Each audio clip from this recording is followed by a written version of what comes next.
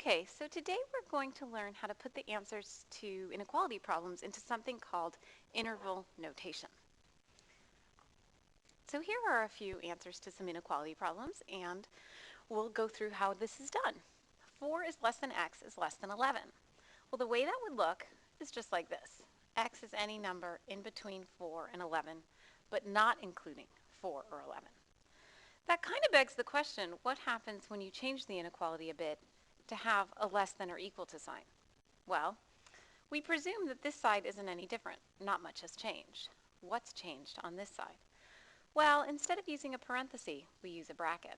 The bracket means we can get very, very close to 4, but also we can equal 4.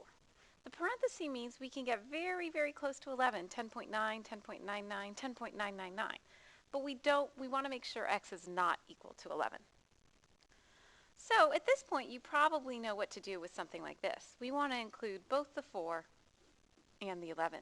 And to do that, we're going to use brackets on both sides. Like that. Excuse the smartboard writing. Okay, so now let's do some examples that are a bit more involved.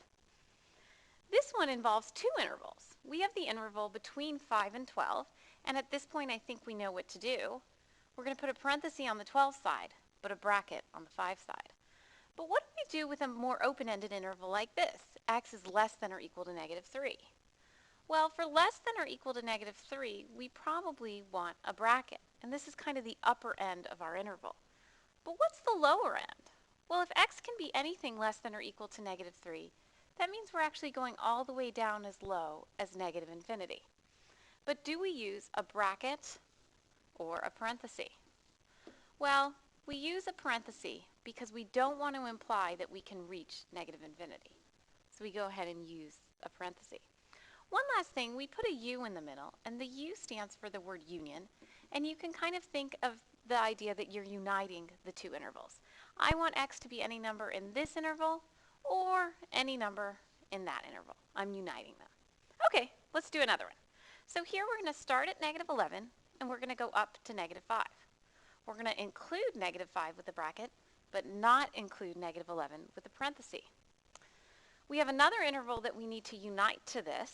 We're going to start it at 2, but it's an open-ended interval. X can be anything greater than or equal to 2. That means we can go all the way up to infinity. But we use the parenthesis because we don't want to imply that we can reach infinity. Okay, what are we going to do with this last one? Well, let's erase this and say, okay, let's start from negative 8 and go to 0 and use brackets on both ends.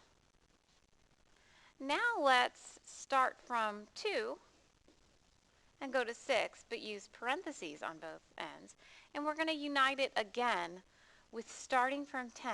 And since this is an open-ended interval, we're going to go all the way to infinity, but use a parenthesis because we can't reach infinity. Okay, so that was our lesson on interval notation. A few last points. Always write your answers from smallest number to largest number, left to right. We're used to writing 1, 2, 3, 4, 5, ... And since we usually write numbers smallest to biggest, left to right, that's how we want to write our intervals. And as a last point, parentheses means non-inclusive, brackets mean inclusive.